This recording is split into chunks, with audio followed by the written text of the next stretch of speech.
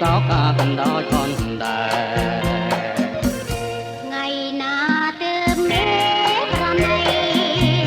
អើយស្រីផឹកក្ដីចង់សាស្នេហ៍ស្រីមានន័យដូចខ្សែចង់បែងក្រែងចាប់មិនបានគេងចាំលួងសូនសង្ខាព្រេងវាសនាមកជួបដា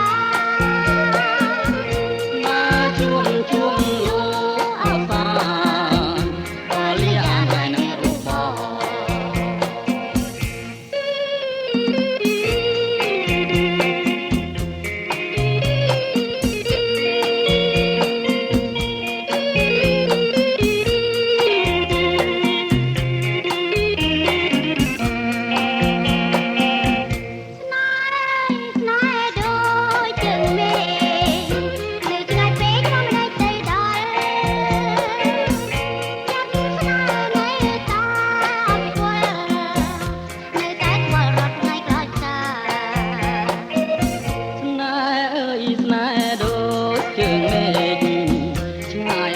ឆ្ងាយពីហាត់ថា